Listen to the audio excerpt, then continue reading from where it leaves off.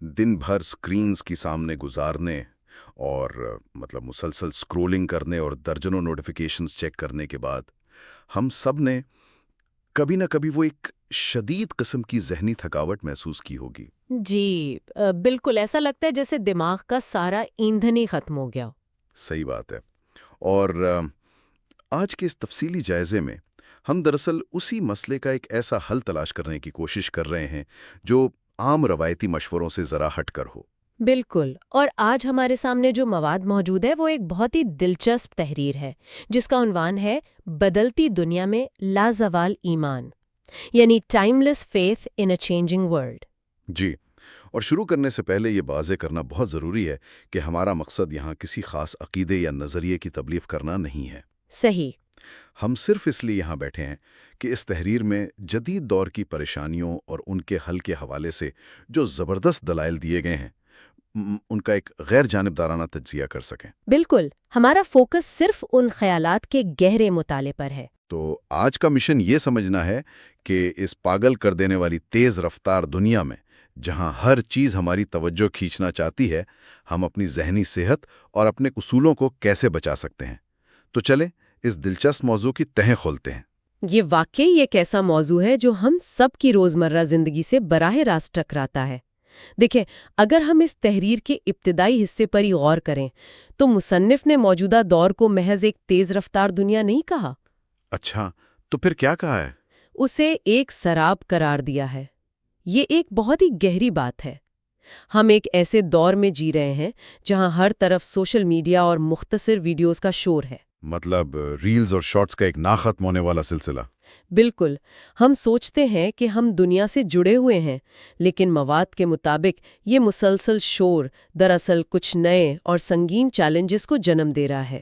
یعنی وہ چیلنجز جو بظاہر نظر نہیں آتے۔ جی، ان میں خلفشار، شکوک و شبہات اور ایک اندیکھے سماجی دباؤ کا ذکر کیا گیا ہے۔ اور سب سے اہم بات جو اس تحریر میں اٹھائی گئی ہے وہ اپنی شناخت کھو دینے کا خوف ہے۔ شناخت کھو دینے کا خوف۔ یہ بات واقعی سوچنے پر مجبور کرتی ہے۔ کیونکہ جب انسان ہر وقت دوسروں کی زندگیاں دیکھ رہا ہو تو وہ بھول جاتا ہے کہ وہ خود کون ہے۔ وہ بس دوسروں جیسا بننا چاہتا ہے۔ لیکن یہاں ایک سوال پیدا ہوتا ہے، جب دنیا اتنی تیزی سے بدل رہی ہے، ٹیکنالوجی ہر 6 ماہ بعد ایک نیا رخ اختیار کر لیتی ہے، تو تحریر اس کا حل کیا پیش کر رہی ہے؟ یہ بہت اہم نقطہ ہے۔ مواد میں ایک بہت مضبوط دعویٰ کیا گیا ہے کہ اسلام کوئی پرانی یا متروک چیز نہیں ہے، بلکہ یہ لازوال یا ٹائم لیس ہے۔ لازوال، بظاہر یہ بات سننے میں بہت اچھی لگتی ہے، لیکن اگر ہم اسے ایک عام انسان کے نقطہ نظر سے دیکھیں جو روزانہ دفتر یا کالج میں نت نئے ٹرینڈز اور دباؤ کا سامنا کرتا ہے، تو کیا یہ لازوال ہونے کا تصور اس کی عملی زندگی سے کٹا ہوا محسوس نہیں ہوتا؟ میرا مطلب ہے، ایک ماڈرن انسان اس بات سے کیسے جڑ سکتا ہے؟ یہ ایک بہت ہی جائز سوال ہے، اور تحریر اس کا جواب ایک بڑے دلچسپ تقابل کے ذریعے دیتی ہے۔ مصنف کا استدلال یہ ہے کہ ٹیکنالوجی اور فیشن کا بدلنا انسان کی بیرونی دنیا کا حصہ ہے۔ صحیح، یعنی جو باہر ہو رہا ہے۔ بالکل، جبکہ انسان کی اندرونی ضروریات جیسے سکون، مقصد اور تعلق کی تلاش آج بھی وہی ہیں جو صدیوں پہلے تھیں۔ ہاں، یہ بات تو ہے، انسان اندر سے نہیں بدلا۔ اور مواد کے مطابق قرآن کا پیغام اور نبی کریم صلی اللہ علیہ وسلم کی تعلیمات دراصل انہی اندرونی اور نفسیاتی ضروریات کو مخاطب کرتی ہیں۔ اس کو ہم ایک لنگر یا اینکر کی طرح سمجھ سکتے ہیں۔ ایک لنگر کی طرح؟ اس کو تھوڑا مزید واضح کریں گی؟ دیکھیں، جب سمندر میں طوفان آتا ہے اور لہریں تیزی سے بدلتی ہیں تو جہاز کو بچانے کے لیے کسی ایسی چیز کی ضرورت ہوتی ہے جو اپنی جگہ سے نہ ہلی۔ مصنف کا دعویٰ ہے کہ یہ لازوال اصول وہی لنگر ہیں جو انسان کو اس ڈیجیٹل طوفان میں بہہ جانے سے روکتے ہیں۔ واہ، یہ بہت شاندار مثال ہے۔ تو اس کا مطلب ہے کہ مواد ہمیں یہ نہیں کہہ رہا کہ ہم یہ طوفان دیکھ کر جہاز سے چھلانگ لگا دیں یا کسی غار میں جا کر بیٹھ جائیں۔ جی بالکل بھی نہیں۔ کیونکہ اکثر جب مذہب اور جدید دنیا کی بات ہوتی ہے تو ذہن میں پہلا خیال یہی آتا ہے کہ شاید دنیا کو مکمل طور پر چھوڑنے کی بات ہو رہی ہے۔ ایسا ہی تاثر پایا جاتا ہے عموماً۔ لیکن اس تحریر کا اگلا حصہ اس تاثر کو بالکل مسترد کر دیتا ہے۔ اس میں بہت واضح طور پر دنیا سے بھاگنے یا راہب بننے کی مخالفت کی گئی ہے۔ بالکل، اور یہی اس تحریر کی سب سے پریکٹیکل بات ہے۔ بنیادی پیغام یہ دیا گیا ہے کہ انسان کو دنیا کے اندر رہنا ہے، تمام معاملات چلانے ہیں، لیکن اپنا دل ان مادی چیزوں کے بجائے ایک اعلیٰ طاقت یعنی اللہ کے ساتھ جوڑ کر رکھنا ہے۔ اور مصنف اس توازن کو سمجھانے کے لیے جو عملی مثالیں دیتا ہے وہ اس تحریر کا سب سے مضبوط حصہ ہے۔ مثال کے طور پر مواد میں کہا گیا ہے کہ سوشل میڈیا کا استعمال کریں لیکن اسے خود کو استعمال نہ کرنے دیں۔ یہ جملہ بہت گہرا ہے۔ سوشل میڈیا کا استعمال کریں لیکن اسے خود کو استعمال نہ کرنے دیں۔ اگر ہم اس پر نفسیاتی حوالے سے غور کریں تو آج کل ایپس کے الگوریدمز اس طرح ڈیزائن کیے جاتے ہیں کہ وہ انسان کی توجہ کو ہیک کر لیں۔ بالکل، ان کا تو بزنس ماڈل ہی یہی ہے کہ آپ سکرین سے نظر نہ ہٹائیں۔ وہ چاہتے ہیں کہ انسان بس سکرول کرتا رہے۔ تحریر یہ نہیں کہتی کہ فون توڑ دیں، بلکہ وہ انسان کو واپس ڈرائیونگ سیٹ پر بٹھانے کی بات کرتی ہے۔ یہ شعوری استعمال کا نظریہ ہے، یعنی آپ کا کنٹرول ہو چیزوں پر، چیزوں کا آپ پر نہ ہو۔ بالکل، آپ طے کریں کہ آپ نے کتنی دیر آن لائن رہنا ہے، نہ کہ کوئی ایپ آپ کے وقت کا فیصلہ کرے۔ اسی طرح پیسے اور تعلیم کے حوالے سے بھی مواد میں جو زاویہ پیش کیا گیا ہے وہ کافی عملی ہے۔ لکھا ہے کہ پیسہ ضرور کمائیں لیکن پیسے کو اپنی روح کا کنٹرول نہ سنبھالنے دیں۔ کیونکہ ہم سب جانتے ہیں کہ یہ مادی دوڑ کس طرح انسان کو اندر سے کھوکھلا کر دیتی ہے۔ اور پھر یہ بھی کہا جا رہا ہے کہ جدید تعلیم ضرور حاصل کریں لیکن اپنے بنیادی نظریاتی علم کو نہ بھولیں۔ یہ سب توازن پیدا کرنے والی باتیں ہیں۔ لیکن یہ سب تو ہو گئیں بڑی بڑی فلسفیانہ باتیں۔ کیا تحریر میں کوئی ایسا روڈ میپ بھی ہے جسے روزمرہ زندگی میں اپنایا جا سکے؟ جی بالکل۔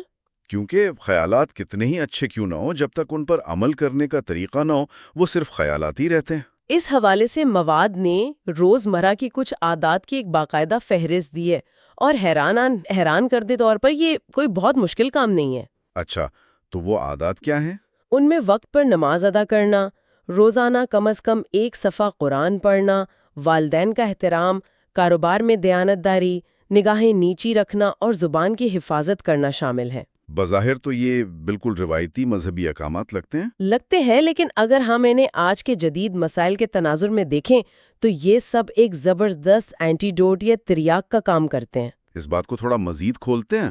مثلاً وقت پر نماز ادا کرنے کو ہی لے لیں۔ جی، ایک ایسا دن جس میں انسان کو سینکڑوں ای میلز اور میسیجز آ رہے ہوں، کام کا بے پناہ دباؤ ہو، وہاں دن میں چند بار سب کچھ چھوڑ کر ایک جگہ کھڑے ہونا محض ایک رسم نہیں رہتی۔ بالکل نہیں رہتی۔ تحریر کے اس نقطہ نظر کو اگر ہم جدید اصطلاح میں سمجھیں تو یہ ایک طرح کا لازمی اسٹرکچرل بریک ہے۔ اسٹرکچرل بریک، بہت خوبصورت اصطلاح استعمال کیا آپ نے۔ یہ انسان کو اس مشین جیسی زندگی سے نکال کر یاد دلاتا ہے کہ اس کی زندگی کا مقصد صرف اسکرینز کو گھورنا یا ٹارگٹس پورے کرنا نہیں ہے۔ آپ نے بالکل صحیح نشاندہی کی ہے، اور اسی طرح اگر ہم اس فہرست میں موجود نگاہیں نیچی رکھنے اور زبان کی حفاظت کرنے والے اصولوں کا تجزیہ کریں تو ان کی اہمیت آج کے دور میں کئی گنا بڑھ چکی ہے۔ وہ کیسے؟ آج ہم ایک ایسے دور میں ہیں جہاں ہر طرف بصری یلغار یا ویژول بمبارڈمنٹ ہے۔ ہر سیکنڈ بعد ایک نئی تصویر، ایک نیا اشتہار ہماری توجہ مانگ رہا ہے، اور وہ بھی ایسی تصویریں جو انسان کے اندر احساس کمتری پیدا کرتی ہیں۔ بالکل، مواد کے مطابق نگاہوں کی حفاظت کرنا دراصل انسان کو اس ذہنی تھکاوٹ سے بچاتا ہے جو ہر وقت دوسروں کی پرکشش اور فلٹرڈ زندگیاں دیکھنے سے پیدا ہوتی ہے۔ یہ تو ایک زبردست نفسیاتی فائدہ ہے۔ اور زبان کی حفاظت، یہ آج کے سوشل میڈیا کلچر میں ایک بہت بڑی ڈھال ہے، جہاں ہر انسان کسی نہ کسی بحث میں پڑا ہے، کسی کو ٹرول کر رہا ہے یا کسی پر تنقید کر رہا ہے۔ وہاں خاموش رہنا اور فضول بحث سے بچنا انسان کی بہت سی ذہنی توانائی کو محفوظ کر لیتا ہے۔ واقعی یہ سب سننے میں بہت پرسکون لگتا ہے، لیکن اس کے متوازی ایک اور بیانیہ بھی ہے جو ہمارے چاروں طرف پوری شدت سے گونج رہا ہے۔ آپ کس بیانیے کی بات کر رہی ہیں؟ اور تحریر کے اگلے حصے میں اسی نظریاتی تصادم پر بات کی گئی ہے۔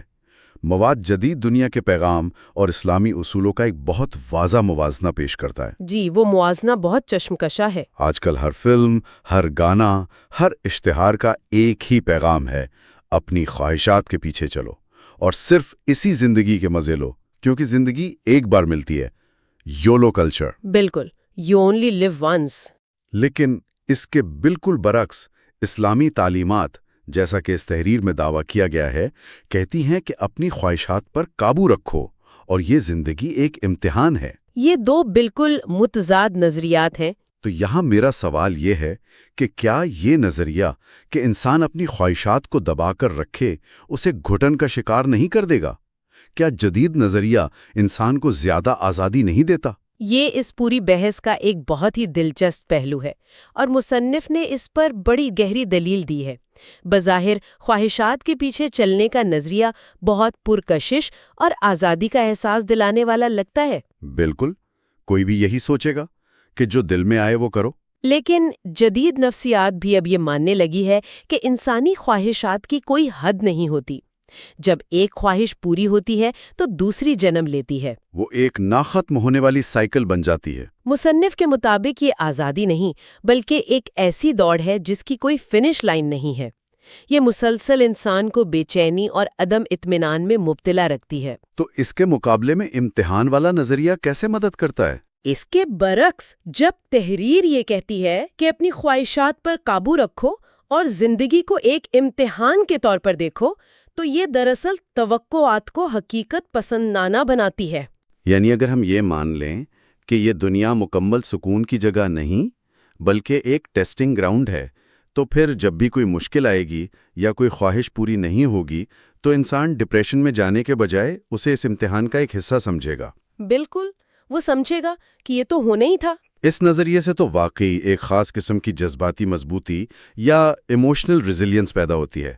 انسان ہر ناکامی پر ٹوٹنے سے بچ جاتا ہے۔ اور اسی جذباتی مضبوطی کو مواد کے اگلے حصے میں ایک بہت ہی مختلف انداز سے پیش کیا گیا ہے۔ مصنف نے اس بات کی وضاحت کی ہے کہ اس جدید دور میں اصل مضبوط انسان کون ہے۔ آج کل ہم نے طاقت کا ایک عجیب سا معیار بنا لیا ہے۔ جی، ہم سمجھتے ہیں کہ جو شخص کی بورڈ کے پیچھے بیٹھ کر سب سے زیادہ طنز کر سکتا ہے، جو کسی بھی ٹرینڈ میں شامل ہو کر دوسروں کو نیچا دکھا سکتا ہے، یا جس کے پاس بحث کرنے کے لیے سب سے تیز اور کاٹدار الفاظ ہیں، وہ سب سے مضبوط ہے۔ لیکن تحریر اس تاثر کو مکمل طور پر رد کرتی ہے۔ جی، مواد میں جو اصل طاقت کا معیار پیش کیا گیا ہے وہ واقعی چونکا دینے والا ہے۔ اس میں بڑی صراحت سے لکھا گیا ہے کہ سب سے مضبوط شخص وہ نہیں جو انٹرنیٹ پر لوگوں سے الجھتا پھرے یا لمبی لمبی بحثیں کرے۔ تو پھر مضبوط کون ہے؟ بلکہ مضبوط تو وہ ہے جو اپنا غصہ پی جائے، جو تنہائی میں بھی اپنے کردار کو داغدار نہ ہونے دے۔ یہ زاویہ بہت اہم ہے۔ بہت اہم ہے، کیونکہ آن لائن بحثوں میں جیتنا تو بہت آسان لگتا ہے، لیکن اپنے اندر کے غصے اور اپنی انا کو ہرانا دنیا کا مشکل ترین کام ہے۔ مصنف دراصل یہ کہہ رہا ہے کہ طاقت کا مظاہرہ دوسروں کو گرانے میں نہیں بلکہ خود کو سنبھالنے میں ہے۔ اس میں ایک بہت بڑا سبق چھپا ہے۔ ہم جس دنیا میں رہتے ہیں وہ ہمیں مسلسل رد عمل یا ری ایکشن دینے پر اکساتی ہے۔ کوئی ٹویٹ دیکھی، فوراً غصہ آ گیا اور جواب لکھ دیا۔ کوئی ویڈیو دیکھی، فوراً کامنٹ کر دیا۔ بالکل، لیکن ضبط نفس یا سیلف کنٹرول جس کی تحریر میں بات کی گئی ہے، وہ انسان کو اس ری ایکشنری سائیکل سے باہر نکالتا ہے اور انسان کو سوچنے کا موقع دیتا ہے۔ مصنف کے نزدیک وہ خاموشی جو غصے کے وقت اختیار کی جائے وہ ان ہزاروں الفاظ سے زیادہ طاقتور ہے جو صرف کسی کو نیچا دکھانے کے لیے ٹائپ کیے جائیں۔ یہ کردار کی وہ مضبوطی ہے جو انسان کو ہجوم کا حصہ بننے سے روکتی ہے اور اسے اپنی ایک الگ اور پرسکون شناخت دیتی ہے۔ ایسا ہی ہے۔ اس ساری بحث سے ایک بات تو بڑی واضح ہوتی ہے کہ یہ مواد دنیا کو بدلنے کی تلقین نہیں کر رہا، بلکہ اس کے اختتامی حصے میں ایک جملہ ہے جو پوری تحریر کا نچوڑ محسوس ہوتا ہے۔ وہ کون سا جملہ ہے؟ مصنف لکھتا ہے کہ ہمیں اسلام کو دنیا کے مطابق ڈھالنے کی ضرورت نہیں ہے، بلکہ دنیا میں رہتے ہوئے خود کو اسلام کے اصولوں کے مطابق بدلنے کی ضرورت ہے۔ یہ واقعی اس پوری تحریر کا خلاصہ ہے۔ یہ آج کل کے اس دباؤ کا ایک بہت واضح جواب ہے، جہاں ہر روز یہ بحث ہوتی ہے کہ دنیا چونکہ ماڈرن ہو گئی ہے تو ہمیں اپنے بنیادی اصولوں میں بھی لچک پیدا کرنی چاہیے۔ لیکن یہ تحریر دلیل دیتی ہے کہ اصول اگر حالات کے حساب سے بدل جائیں تو وہ اصول نہیں رہتے، وہ تو محض سہولت بن جاتے ہیں۔ بالکل، اور اصولوں کی تو تعریف ہی یہ ہے کہ وہ ہر حالت میں قائم رہیں۔ اس نقطے کو اگر ہم کامیابی کے مروج معیارات کے ساتھ ملا کر دیکھیں تو مصنف کا پیغام مزید گہرا ہو جاتا ہے۔ کامیابی کے معیارات؟ جی، آج کی دنیا میں ہم نے کامیابی کو ڈیٹا کی شکل میں ناپنا شروع کر دیا ہے۔ کتنے لائکس ملے، کتنے فالوورز ہیں، کس پوسٹ پر کتنی ریچ آئی۔ بالکل، یہ نمبرز انسان کی خوشی اور اداسی کا فیصلہ کر رہے ہیں، لیکن تحریر کامیابی کے اس پورے سٹرکچر کو ہی چیلنج کر دیتی ہے۔ مواد یہ یاد دلاتا ہے کہ یہ تمام ڈیجیٹل نمبرز عارضی ہیں۔ یہ آج ہیں اور کل شاید کسی نئے پلیٹ فارم کے آنے پر صفر ہو جائیں۔ مصنف کے مطابق حقیقی کامیابی اور انسان کی آخری منزل کچھ اور ہے جسے وہ جنت کا حصول قرار دیتا ہے۔ اور جب انسان اپنا ہدف اتنا بڑا کر لیتا ہے تو پھر یہ روزمرہ کے چھوٹے موٹے ٹرینڈز، یہ لائکس اور فالوورز کی دوڑ، یہ سب بہت بے معنی لگنے لگتا ہے۔ انسان اس ہیمسٹر ویل سے اتر جاتا ہے جس پر وہ مسلسل بھاگ رہا تھا مگر پہنچ کہیں نہیں رہا تھا۔ اس مواد نے واقعی جدید دور کے ان مسائل کو ایک ایسے زاویے سے دیکھا ہے جو عام طور پر ہماری نظروں سے اوجھل رہتا ہے۔ ہم نے دیکھا کہ کس طرح خلفشار اور مسلسل نوٹیفیکیشنز کی اس دنیا میں توازن، شعوری استعمال اور اپنے اندرونی کردار کی تعمیر ہی وہ واحد راستہ ہے جو ہمیں ذہنی سکون دے سکتا ہے۔ گفتگو کے ان تمام دھاگوں کو سمیٹتے ہوئے ہم یہ کہہ سکتے ہیں کہ تحریر کا اصل زور اس بات پر ہے کہ ہماری بیرونی زندگی اور ہماری اندرونی حالت میں ایک مطابقت ہونی چاہیے۔ ہم جو اسکرین پر دکھتے ہیں اور جو ہم حقیقت میں ہیں، ان کے درمیان کا فاصلہ جتنا کم ہوگا، ہم اتنے ہی پرسکون ہوں گے۔ اسی بات سے جڑا ہوا ایک بہت ہی فکر انگیز سوال ہے جو ہم آج سننے والوں کے لیے چھوڑ کر جانا چاہتے ہیں۔ یہ سوال اسی مواد کے اس حصے سے اخذ کیا گیا ہے جہاں تنہائی میں کردار کی حفاظت کی بات کی گئی تھی۔ جی، وہ حصہ سب سے زیادہ سوچنے پر مجبور کرنے والا تھا۔ ذرا سوچئے، آج ہم ایک ایسی دنیا میں جی رہے ہیں جہاں ہر چیز کا ریکارڈ رکھا جا رہا ہے۔ ہم ہر وقت ایک کیمرے، ایک اسکرین یا ایک ڈیجیٹل آنکھ کے سامنے ہوتے ہیں۔ ہماری ہر حرکت کسی نہ کسی طرح دوسروں کی توجہ حاصل کرنے یا کم از کم ایک خاص امیج برقرار رکھنے کے لیے ہوتی ہے۔ لیکن جب کیمرے بند ہو جاتے ہیں، جب اسمارٹ فون کی اسکرین لاک ہو جاتی ہے اور ہم بالکل تنہا ہوتے ہیں، تب ہماری اصل شخصیت کیا ہوتی ہے؟ کیا ہم اس وقت بھی وہی انسان ہوتے ہیں جو ہم دنیا کو دکھا رہے ہوتے ہیں؟ ایک ایسی دنیا میں جہاں سب کچھ دکھاوے کے لیے کیا جا رہا ہو، ہماری وہ پوشیدہ زندگی کیسی ہے جسے کوئی نہیں دیکھ رہا؟ یہ وہ سوال ہے جو ہم سب کو اپنے گریبان میں جھانکنے پر مجبور کرتا ہے۔ ہم امید کرتے ہیں کہ آج کے اس جائزے نے نئے زاویوں سے سوچنے کا موقع ضرور دیا ہوگا۔ سوچنے اور سیکھنے کے سفر کو جاری رکھیے۔ اگلی نشست تک کے لیے اپنا خیال رکھیے گا۔